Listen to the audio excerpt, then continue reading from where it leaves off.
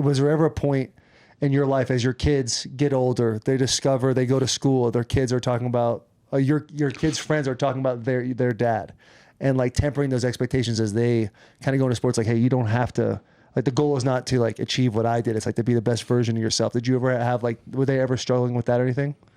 Yeah, I think naturally they show. I mean, my son plays football. They both will be playing tackle football, so I think naturally they're going to deal with that. And I mean, you guys have been in this. We've been all the same circles. You know, these things aren't an advantage to anybody. Right. You know, in our circle. Yeah. But I tell them to embrace that. You know, that's only going to harden them, make them even better. You know, in a lot of ways. And also is. You know, I've also been on the other side of where I've always been the jealous athlete, always trying to knock down the who's ever on top, and you know, there was a lot of bad characteristics that I had growing up because of that. So, you know, I try to coach my son like how to deal with people that have similar character of how I was, you know, growing up, very jealous, very competitive, very alpha type. So what they do have is they have, you know, somebody who's got a lot of life experience, you know, that's able to impart a lot of knowledge, and to their credit, they're great listeners. Who were some of those safeties that you were jealous of? Oh, all of them, to be honest with you. Yeah. But are there a couple, or is there one that you're just like? So every year I watched 5 safeties, and I would literally watch every single one of their plays, and I would make a highlight tape and a low light tape of all of them. So that's what I did throughout my whole career. Ed was somebody I watched every single one of his plays. So obviously Ed is somebody who I admired, but there's a bunch of guys like Donovan Darius, Bob Sanders, a lot of guys that don't get a lot of credit that, you know, were Hall of Fame type caliber players that didn't have length. And to be very frank, man, I was in the most beautiful situation in Pittsburgh. I had a Hall of Fame defensive coordinator, Hall of Fame head coach. Man, you could put any of these players in my position, they would have been just as successful as I am. I studied, I was obsessed with the game. I broke down safeties in this way and even cornerbacks in this way.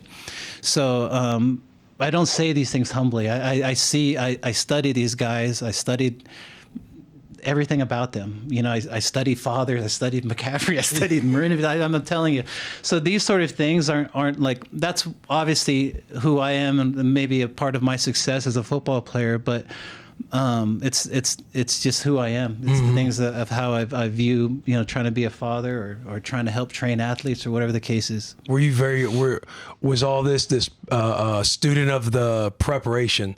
Did you have all this in USC and it helped carry you into the league, or did it obviously develops over time, but did you kind of have that sense of urgency and preparation at college? No, I absolutely developed it over time. And what I did is I studied the greats. Like if anybody at this period of time saw how Ed Reed, how much he talked about how important film was, and you didn't listen to that, you know what I mean? Like this, he was talking in college about this stuff, and I'm listening to him in college. And so like all of these sort of things became habits for me. You know, you hear here and there about what Tom Brady is doing and all these guys about health, wellness, longevity, and, you know, how to keep a sharper edge. And, you know, you hear about how other athletes, Rob, you know, like Gilbert Arenas talking about how he watched Kobe Bryant play and how he learned from these guys. And honestly, it's very simple in that way. You know, you got to have a student mindset in this sport. You're not going to be original in anything. There's a lot of great players that have done a lot of great things, and you guys have walked in these shoes. It's no secret, man. It's sacrifice, it's grit, it's hard work. It's no special talent that anybody else has. So, you know, as long, that to me it was my mindset. So that's why I learned from guys like Ed, guys like Donovan Darius, a lot of safeties that I studied. That aren't quite, you know, very famous out there. When you were talking about like Hall of Fame D coordinators, Dick LeBeau, he was with the Tennessee Titans for a year, and this is a guy who like walks into a room and you're like, holy shit, dude, that's Dick LeBeau. Yeah, and he's a legend. And there's so many things that we went and played the Steelers on Thursday Night Football. We got destroyed. It was AB catching the ball in the back of his head. It was just an absolute. They mollywopped us, but like he brought all these other players in, these Hall of Fame dudes. Like is it Kiesel? Yep. He brought him and a bunch of other guys, and they had conversations with us. But one of the things they always would tell amazing stories about Dick, and Like there was one time for Christmas, like right around Christmas time, we'd have a team meeting. And I don't know if he did this with you guys, but he sat and he read the night before Christmas in front of the whole team. No, he didn't read it. He didn't read it. He recited the entire book or story like verbatim. And so like, are there any like some Dick LeBeau-isms that maybe the world doesn't know about as much? Well, to extend on that story though, this is something he did every year. So it was like a tradition on the last game before Christmas. And to me, I always look forward to that every year because, I mean, you experience it. You understand, like, the level of, like, you kind of look around, you're like, dang, man, like, this guy's reciting the whole poem. He writes an intro and, an intro to it that he wrote himself that, like, is perfectly in line with the entire poem. And then to me, what I loved at those moments, I would look around at all the younger guys, and then that's when they would really start to say, "Man, I'm part of something special and very different. Like they don't do this normally at in the NFL." So to me, that was always really special thing that he would always do. In fact, even to this day, on the night before Christmas, I'll pull up the video on YouTube, and my family will watch it as well.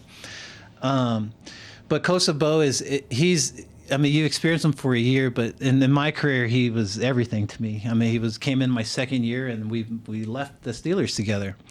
Man, every day was there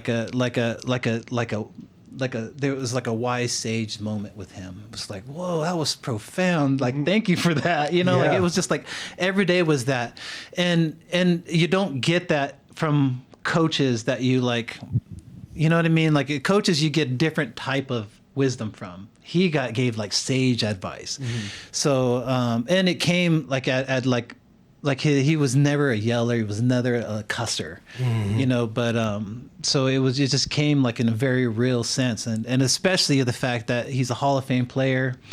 The funny things that he would always do is like, he'd come to DB line. He'd just walk down. He'd go 12, 15, 27, 55. He's like, all of you guys don't amount to the amount of interceptions that I have.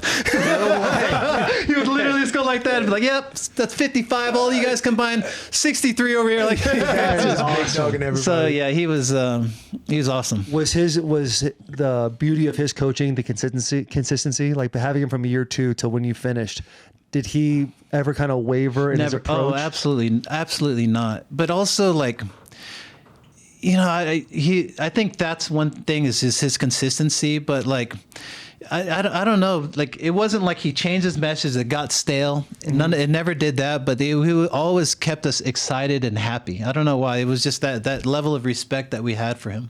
Such a unique way to go about things. So I feel like the coaching world, at least what we grew up in, was like more yelling, more intensity, and there was like such a calmness about him. Everywhere he walked, he'd come see you, he'd remember everybody's name, tap you on the shoulder as you left, and even a gentle tap on the shoulder. You're like, man, we had a moment. I feel like the first time you experience somebody like that too, you're just thinking like, oh, okay, there's another way that goes about it. I'm kind of receptive to this style.